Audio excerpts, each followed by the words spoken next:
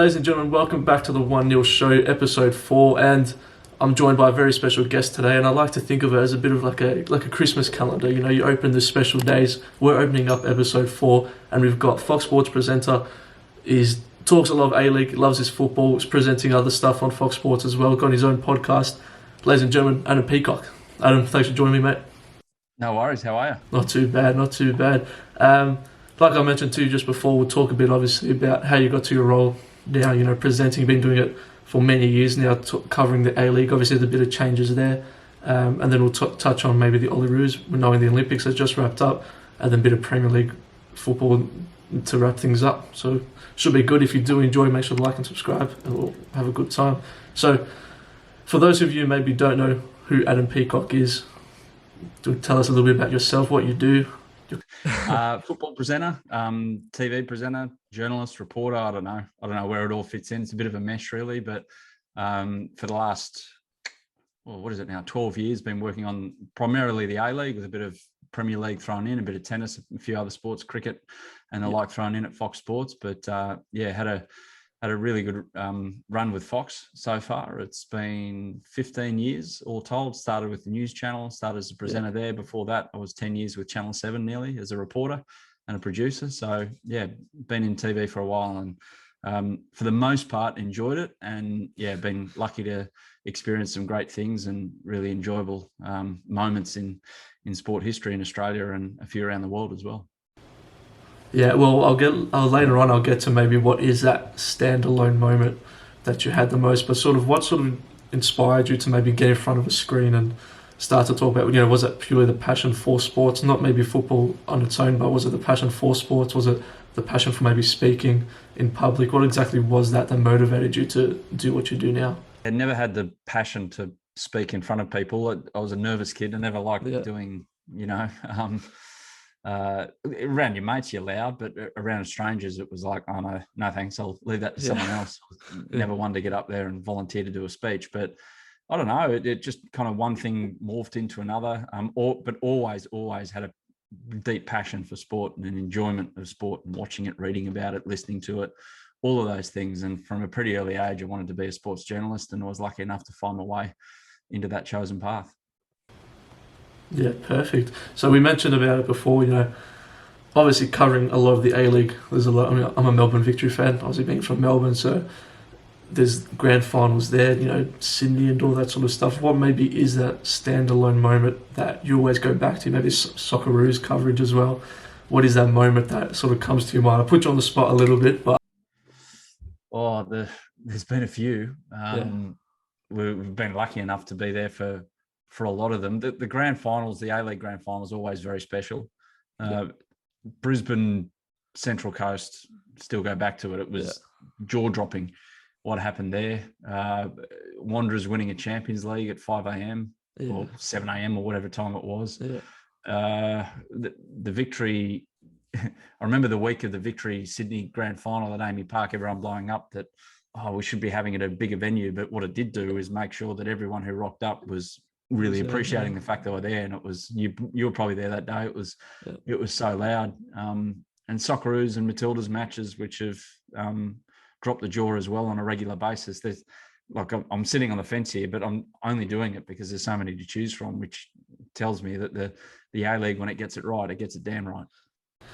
Yeah, well, I mean, I think perfect how you summed it up at the end there. When it gets it right, it gets it right. So we'll touch on that maybe a little bit down the line, because I'm obviously, you know, I interviewed someone recently a couple of weeks ago, similar role to you, and, you know, big A-League fans, but unfortunately at times it's almost difficult to fully get into it. You know, I've got a victory kit behind me, you know, Matt Acton signed shirt from the 2018 grand final. So, but unfortunately last season, maybe victory doing pretty poor, maybe has, you know, part to do with it, but, you know, I want to get back into it. It's on obviously our home soil, so if we can follow the soccer as best as we can. So it touches to the Olyroos, and obviously I follow you on Twitter, some great Twitter stuff as well, I'll give you that. I'm pretty good at your Twitter. The Olyroos went from, and it feels almost very, I don't want to say it, but it feels very Socceroos or Australian football to an extent. We had that awesome moment against Argentina where that was probably going to stand out as one of one of my best footballing moments to even watch in definitely like the last couple of years. Just to be a part of that, just to watch and see the young kids with so many of them, even though a lot of them are City players, and I don't really want to cheer for them, when they're playing for, you know, for Australia and representing the country, you know, you obviously have to. So seeing them go from a great result against Argentina and then probably like a respectful performance against Spain, who we know are full of superstars, and then to plonk out a little bit to Egypt, where maybe I think we'd discredit Egypt a little bit, and I'm sort of, like I said on Twitter, a lot of people maybe didn't quite give them the credit they deserve, but at the same time maybe we gave them too much credit in terms of, you know, Graham Arnold's decisions and how he played overall in that game. How important is the Olyroos success and even just the Socceroos success in general for this country to progress as a footballing nation? And would you personally have done anything differently? Do you think maybe we made some mistakes in that Olympics campaign? The second one first, that the Olympics campaign went really, really well. And qualifying was an achievement in itself. And then you're right, beating Argentina, matching it with Spain in a certain sense, although we gave up a lot of possession, but how else do you play against Spain? Yeah. The problem was that the Tokyo or the campaign in Japan, the worst 45 minutes were the first half against Egypt, which left us with too much to do and chase and give the opponents hope. And yeah, it was just an off-par performance with tactically, maybe you might have done things differently, done things differently, maybe a bit too careful. We don't know how the physical state of Daniel Arzani was, whether or not he was good enough for 90 minutes. That's why maybe you started on the bench. We don't know those things, but outside looking in, it was the below par 45 minutes that cost the whole thing, unfortunately. And if we got that right, we were going to go through. But you're right, the Egyptians didn't pay them enough credit. Perhaps we were too disappointed with our own efforts, but that's football. You always look at your own side first. You don't really have a clear view of the opposition. You're either too angry or too happy about what your own side did. So yeah, it was all hinged on those 45 minutes. But overall, given that we haven't qualified a men's team for the Olympics since 2008, I'd still pass it as a success. And those players get exposed to international competition, and it's all intertwined with the performance of the Socceroos. And I'm a big believer, if the Socceroos perform on the world stage, the game here in Australia benefits no end. Maybe in an Asian Cup, but definitely at a World Cup. If we get out of a group at a World Cup again, this place goes off again. If we go well at the Women's World Cup on home soil, this place goes off about football again. It happened in 2006, and I say it all the time. That's the greatest example of why you need to get your national team right. Because if the national team is right, it carries everything else better more than anything. Like, you can have great A-League, you can have great W-League, but if a Socceroos campaign works at a World Cup, well, then it lifts all boats, if you know what to use that. The rising tide lifts all boats. That's what that does. So that's why there's so much focus needs to be put into qualifying for a World Cup, providing players for a World Cup qualifying campaign, getting the development structures right in Australian football to enable the top end, when they get squeezed out at the end, to perform on the world stage. Yeah, no, well, spot on. I think it's sort of been known to an extent, you know, as soon as the A-League started to get a lot of traction a couple of years ago, you know, we did see a lot. I saw a lot more of my mates were going to more games who weren't as necessarily as big of football fans as they were previously.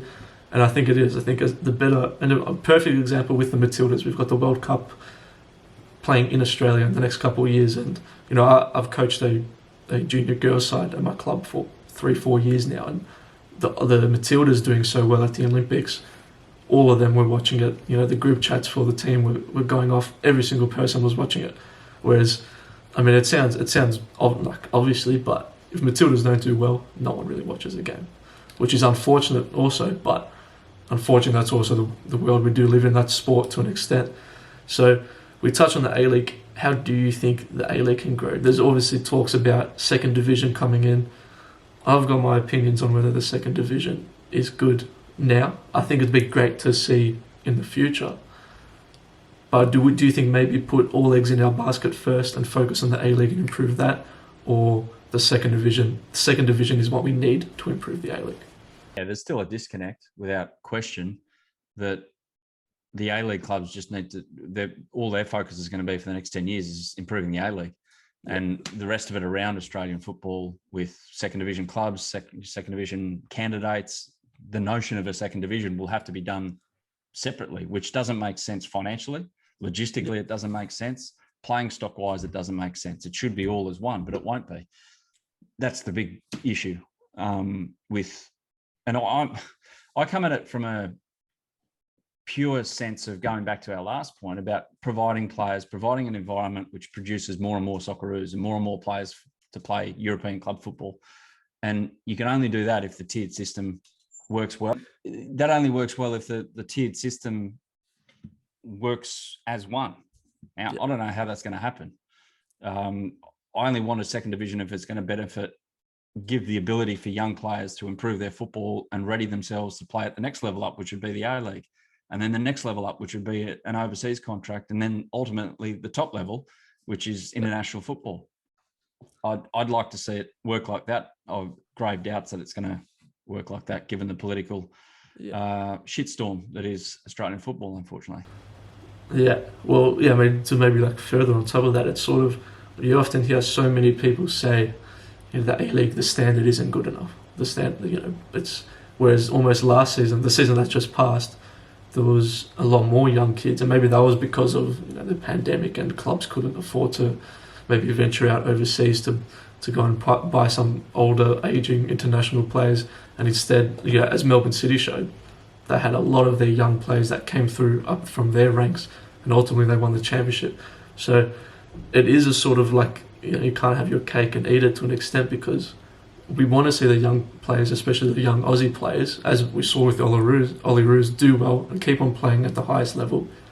But then maybe we might have to sacrifice immediate standard and immediate quality of the entire league. There's going to be good games, there's going to be crap games. Yeah. And if you're going to televise every game, you're going to see the good and you're going to see the crap.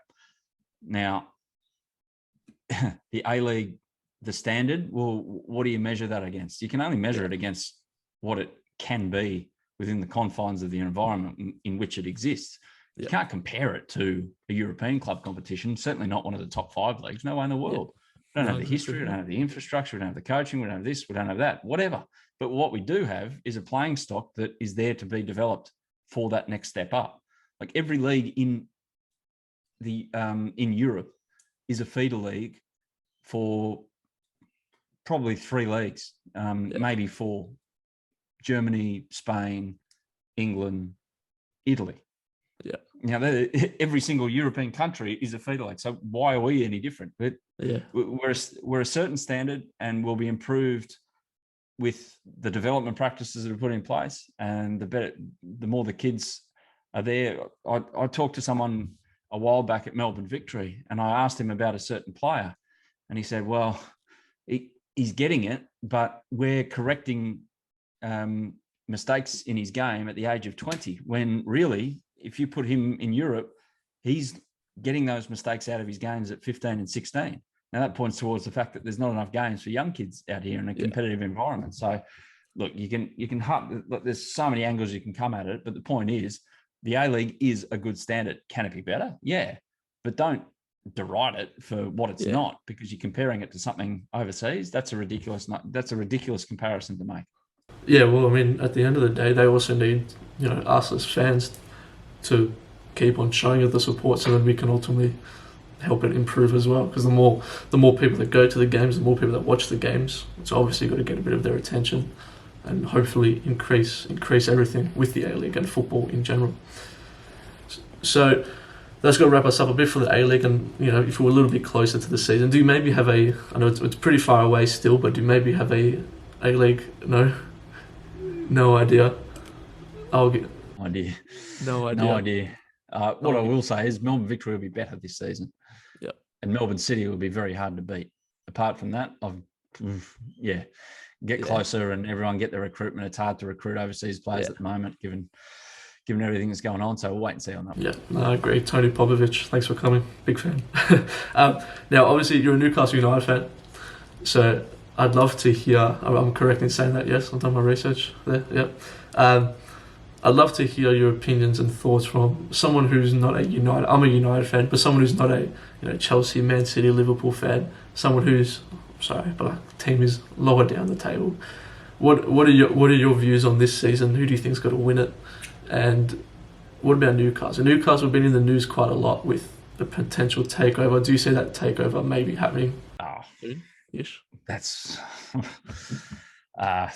I can only hope it happens, but will it happen? I don't know. There's too many forces at play there. With it seems something's gone on behind the scenes to stop a very, very rich group of people taking over. When you look at other clubs and you think, well, hang on a minute, you had a Rwandan dictator commenting on Arsenal, and he's pumped a lot of money into Arsenal, but other parts of the world are deemed not worthy enough of owning. Where's the line? It seems the line's just made up to suit certain parties, but I'll park that one. This season, I think it's a very, very good race. I know that. Like the big four, City, Manchester City, Manchester United, Chelsea, Liverpool are very, very close.